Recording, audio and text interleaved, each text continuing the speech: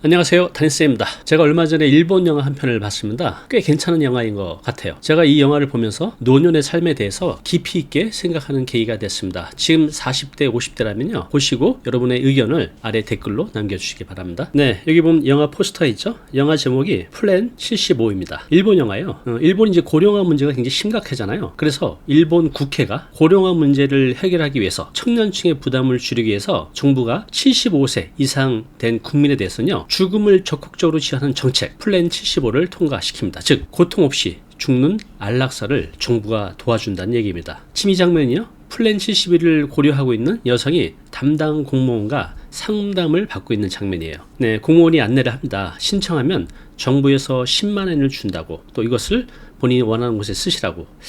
왠지 상담자는 신청을 부추기는 느낌을 많이 줍니다. 네, 지금 여기 나오는 이분은요, 78세 된 미치라는 여성입니다. 이 영화의 주인공이죠. 이 여성은요, 노령임에도 불구하고 먹고 사는 문제를 해결하기 위해서 호텔에서 청소 일을 하고 있습니다. 매일 청소 일을 마치고 집에 돌아오면 이렇게 혼자 있습니다. 꽤 오랫동안 홀로 고독하게 살아가고 있었죠. 이분은 식사를 하실 때 너무 고독하니까 항상 TV를 틀어놓습니다. 이렇게 외롭게 살아가는 그녀에게 TV 소리가 고요의 정막을 깨고 작은 이안을 주고 있습니다. 여기 이분은요, 이네코라는 분입니다. 미치와 함께 호텔에서 일하고 있는 동료이자 친구죠. 이분이 최근에 건강이 안 좋아져서 저녁밥을 해주려고 이네코와 함께 장을 보는 장면입니다. 자, 집에 왔습니다. 저녁 식사를 맛있게 먹고 가려고 하는데 이 이네코 할머니가 너무 외로운 거예요. 그래서 계속해서 미치에게 자고 가라고 아주 간절하게 부탁을 합니다. 이렇게 계속되는 요청에 결국 미치는 자고 가기로 합니다. 네, 이 사진을 보여줍니다. 자, 이네코 그녀에게는요, 두 딸이 있습니다. 손주도 있죠. 그런데 꽤 오랫동안 보지 못했다고 합니다. 두 딸 모두 연락이 끊긴 지가 꽤 오래됐다고 합니다. 그러면서 이 사진을 보여주면서 손주가 너무 보고 싶다고 말을 하고 있습니다. 그날 저녁 80에 가까우는 두 고령의 할머니는 이렇게 손을 꼭 잡고 잠을 청합니다. 정말 오랜만에 잠자리에서 누군가의 따뜻한 온기를 느끼면서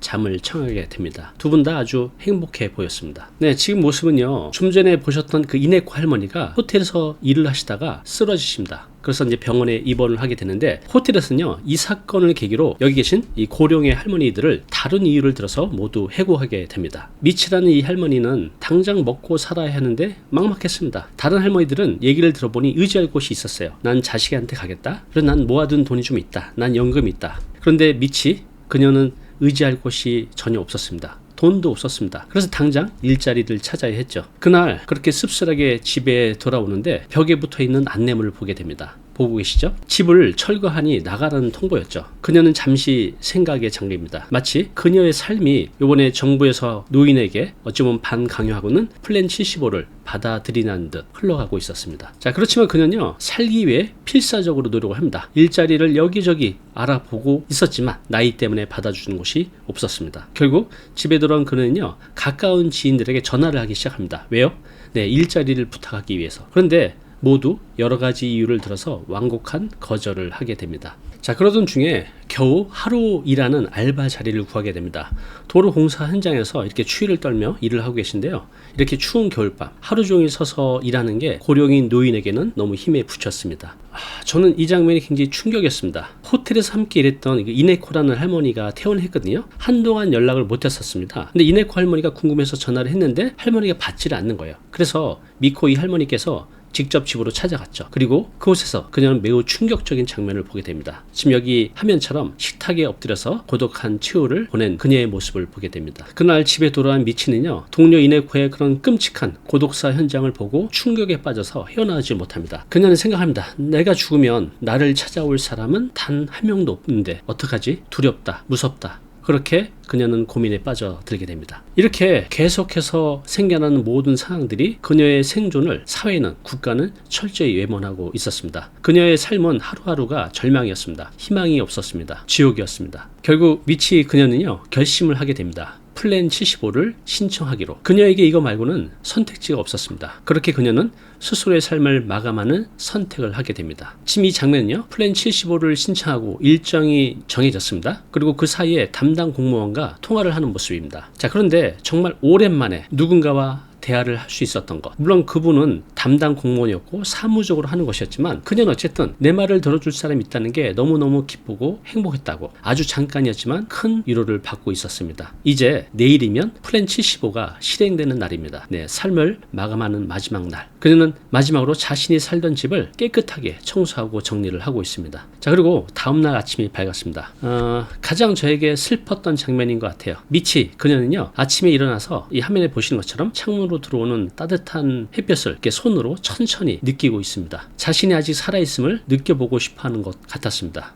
그리고 이것이 자신이 마지막으로 맞이하는 아침 햇살이라는 것 손으로 간직하고 싶었던 것 같습니다. 네, 이 영화 간단하게 소개시켜 드렸는데 여러분도 한번 꼭 보시기 바랍니다. 자, 여기 이 할아버지는요 2018년 당시 104살 대신 호주의 과학자인 데이비드 구달이라는 분입니다. 자, 이분은요 2018년 본인의 소원대로 스위스에서 안락사로 영면에 들어가게 됩니다. 자, 이분의 얘기를 짧게 해볼게요. 구달 박사의 가족들입니다. 네, 안락사를 확정하고 가족과 함께 피아노 연주를 듣고 있는 모습입니다. 이분에게 물어봤습니다. 왜 안락사를 선택했느냐? 이분은 이렇게 대답했습니다. 90살까지는 인생을 행복하게 즐겼지만 이제 더 이상 기쁨을 느낄 수가 없어요.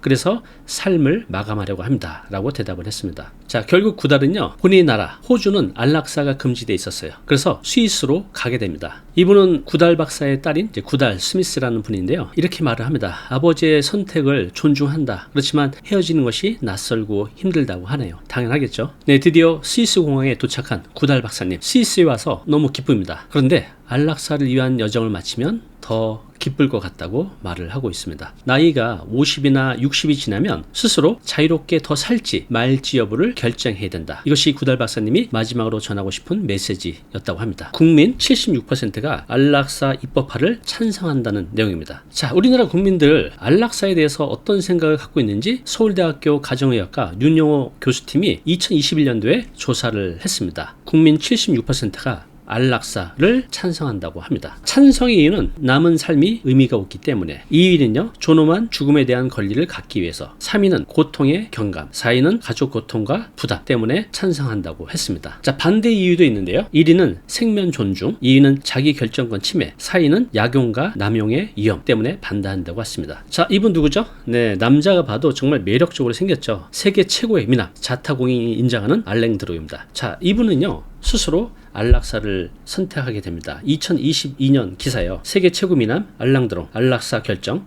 평화롭게 떠날 권리. 이분은 이런 말을 했습니다. 누구나 병원을 거치지 않고 수술 자국 없이 조용히 사라질 권리가 있다라고 말을 했습니다. 여기 이 남성은 우리나라 사람입니다. 존엄하게 죽을 권리를 달라고 안락사에 대한 헌법 소원을 신청했다고 합니다. 네, 피부에 여러 가지 자국이 있죠. 네, 이분은 곡통이 너무 심해서 이렇게 붙이는 패치형 마약성 진통제를 붙여야 되는데 이걸 붙여도 통증을 해결할 수 없다고 합니다. 이분은 척수형으로 상상을 초월하는 극심한 통증 또 마비 증상 때문에 하루하루가 지옥과 같은 삶이라고 합니다. 이런 이제 지옥에 사느니 존엄하게 죽을 권리 안락사를 원하고 계셨던 겁니다. 네, 시청자 여러분들은 안락사에 대한 어떤 생각을 가지고 계십니까? 찬성 의견을 가진 남성분입니다. 이분은 이렇게 얘기를 했어요. 출생은 자기가 선택할 수 없지만 자기 생명에 대해서 존엄하게 죽을 수 있는 권리는 개개인의 판단하에 있어야 된다고 주장하고 있습니다. 반대 의견을 가진 여성이에요. 의료비를 지급하지 못하는 상황에서 의사가 권유할 수도 있다며 반대하는 의견을 말하고 있습니다. 네, 안락사